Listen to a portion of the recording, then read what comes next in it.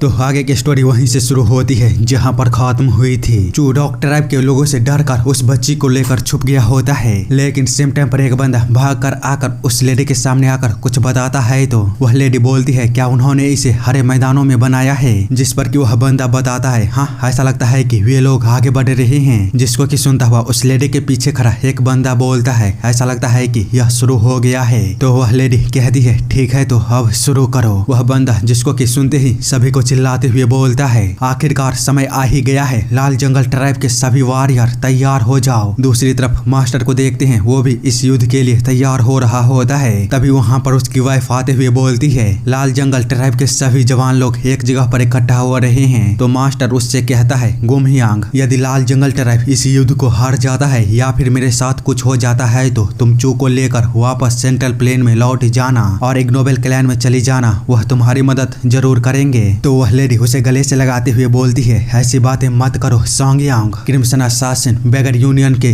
इतने भयानक जाल से भी बचने में कामयाब रहा है, मुझे तुम पर पूरा भरोसा है। वहीं इधर हम रॉक ट्राइब के लोगों को दोबारा देखते हैं जो कि आपस में बात करते हुए बोल रहे होते हैं चलो लड़ाई होने से पहले थोड़ी देर आराम कर लेते हैं। जिसको कि चू छुप कर देख रहा होता है तो वह छोटी बच्ची बोलती है आखिरकार वे लोग यहाँ पर क्यों आए हैं। तो चू उसे बताते हुए कहता है मुझे पता नहीं, हमें गाँव में वापस जाना होगा किसी भी तरह यहाँ से चुपचाप निकलकर। इतना बोलते हुए वे लोग चुपचाप वहाँ से जा ही रहे होते हैं। तभी उनके सामने रॉक ट्राइब के एक बंदा आते हुए बोलता है जरा देखो यहाँ पर हमें क्या मिला है, ये कीड़े मकोड़े वहाँ पर छुपे हुए थे। तो एक बंदा बोलता है उन्हें गुलामों के रूप में उपयोग करेंगे, बहुत अच्छे, जाओ और उसे एक पेड़ के साथ बांध दो। तभी एक बंदा बोलता है रुको नहीं, ऐसा लगता है कि वह छोटी बच्ची लाल जंगल ट्राइब की चीफ की बेटी है, अगर हम उसे अपने साथ रखते हैं तो हम उन्हें बंधक के रूप में उपयोग कर सकते हैं। जिस पर कि दूसरा बंदा कहता है अरे यार हमारे पास उतना समय नहीं है, बस तुम उन्हें जल्दी से मार डालो। जो सुनता हुआ चू उन लोगों को पकड़े हुए बंदे को एक जोरदार पंच देता है और वहां से भागने की कोशिश करने लगता है। ये लोग जिसको कि देखता हुआ काफी ही जोरों जोरों से हंसते हुए बोलते हैं अरे जरा उसे देखो, वह बस एक छोटे से बच्चे से किस तरह जमीन पर पड़ा हुआ है। पर खैर उन बच्चों को जल्दी से पकड़ो, वह हमारी लोकेशन के बारे में जानते हैं, अगर उन्होंने बता दिया कि हम घात लगाने का इंतजार कर रहे हैं तो हमारे सभी प्रयास वह बेकार हो जाएंगे। तो एक बंदा वहां से जाते हुए बोलता है चिंता मत करो मैं अभी जाता हूँ। जिस पर कि जमीन पर गिरा हुआ बंदा वह बोलता है नहीं रुक जाओ मैं जा रहा हूँ, वे कीड़े सच में आज मरकर ही रहेंगे।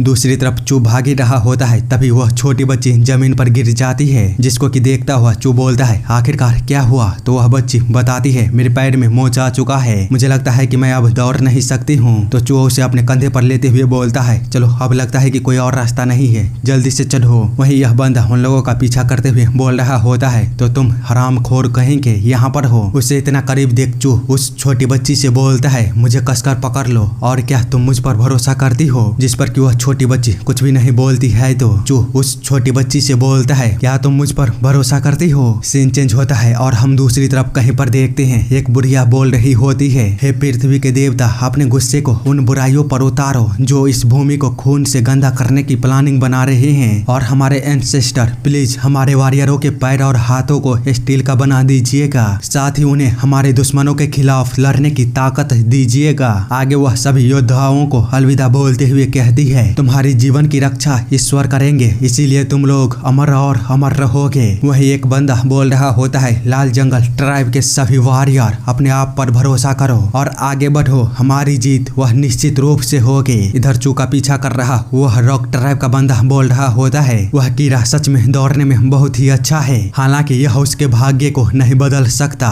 इतने में ही उसका ध्यान उस छोटी बच्ची पर पड़ता है जो कि अकेली होती है और बहुत ही ज्यादा डरी हुई थी। जिस पर कि वह बंदा उसके पास जाते हुए बोलता है जैसा कि मैंने सोचा था, उसने तुम्हें यहीं पर अकेला छोड़कर भाग गया, मुझे बताओ वह हरामखोर कहाँ पर गया है। तो वह छोटी उसे बताते हुए हकलाने लगती है। तो वह बंदा बोलता है यह तुम्हारे लिए कितना दुर्भाग्यपूर्ण है, उसके जैसा सभी लड़के स्वार्थी कायर होते हैं। इसी के साथ वह जैसे ही आगे बढ़ता है तो वह बाल बाल बचा होता है एक खाई में गिरने से, जिसमें कि हजारों की तादाद में सांप खदखद कर रहे होते हैं। जिस पर कि वह बंदा उसके पास जाते हुए बोलता है भैंस की टांग आखिरकार ये है क्या, तुम हरामखोर बच्चे कहेंगे, क्या करने की तुम लोग प्लानिंग बना रहे थे, तुम लोग मुझे इसके अंदर गिराना चाहते थे, पर चूंकि अब ऐसा कुछ भी नहीं हुआ है तो मैं पक्का तुम लोगों को जिंदा नहीं छोड़ूंगा। इतने में ही उसका ध्यान अपने पीछे जाता है जहाँ से कि चूह एकदम एकदम से ही उसकी ओर भागते हुए उसे एक जोरदार किक मारते हुए उस खाई के अंदर गिरा देता है, जिस पर कि वह बंदा कुछ सोच पाता उससे पहले ही वह उस गड्ढे के अंदर होता है। पर चैप्टर यहीं पर खत्म होती है। पर जाने से पहले चैनल को यार सब्सक्राइब कर दो। बाकी मिलते हैं अगले वीडियो के साथ, तब तक के लिए सब अपना ध्यान रखो।